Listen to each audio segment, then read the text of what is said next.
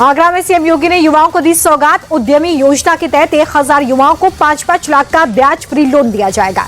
CM Yogi Adityanath बोले कि UP में हर क्षेत्र में हो रहा है तेजी से विकास, किसी के साथ कोई भेदभाव नहीं करती हमारी सरकार। मथुरा को लेकर सीएम योगी का बड़ा बयान, बोले इंतजार करिए, अयोध्या काशी के बाद अब मथुरा की बारी है। योगी ने कहा कि काशी, अयोध्या और मथुरा ये तीनों तीर्थ स्थल सनातन एकता के प्रतीक हैं। इन तीनों तीर्थों का यूपी में होना सौभाग्य है। गुजरात के सूरत में प्रधानमंत्री की रैली, गरीब कल्याण अन्न योजना के 2 लाख लाभार्थियों को राशन किट दिया।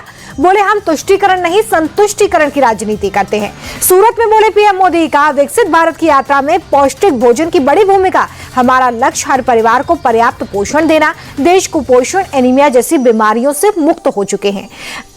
दादरा और नगर हवेली के दौरे पर पीएम मोदी नमो अस्पताल के पहले चरण का उद्घाटन किया। लोगों को बेहतर इलाज मिल पाएगा।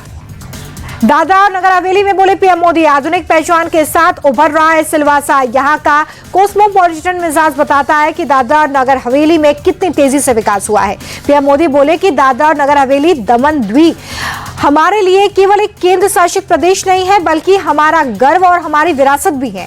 इसे हम एक मॉडल स्टेट बनाने जा रहे हैं।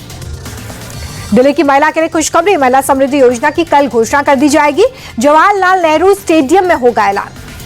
होली दिवाली पर एक सिलेंडर देने का भी कल ऐलान किया जाएगा। कैबिनेट बैठक में दोनों प्रस्तावों पर लगेगी मोहर। उपराज्यपाल से मुलाकात के बाद बोले दिल्ली के मंत्री मनजिंदर सिंह सिरसा, कहा प्रदूषण, कूड़ा और यमुना सफाई पर चर्चा हुई है। कूड़े के पहाड़ को पार्कों में बदलेंगे। बाबा बागेश्वर के बिहार दौरे पर राजनीति गरमाई। आरजेडी विधायक मुकेश रोशन बोले चुनाव से पहले बीजेपी ने जातीय और धार्मिक उन्माद फैलाने के लिए बुलाया, ऐसे लोगों को तुरंत गिरफ्तार किया जाए। आरजेडी विधायक और पूर्व मंत्री चंद्रशेखर बोले भगवान पाखंडियों के पक्ष में नहीं, लोकसभा चुनाव में यह साबित हो चुका है। अयोध्या में श्री राम ने बीजेपी को हराकर सजा दी।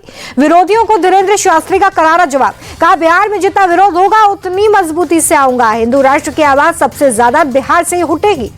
विपक्ष के आरोपों पर बागेश्वर बाबा बोले कि मैं यहाँ पर हिंदुओं को एक करने आया हूँ, मैं किसी का प्रचारक नहीं हूँ, हिंदुत्व का विचारक हूँ।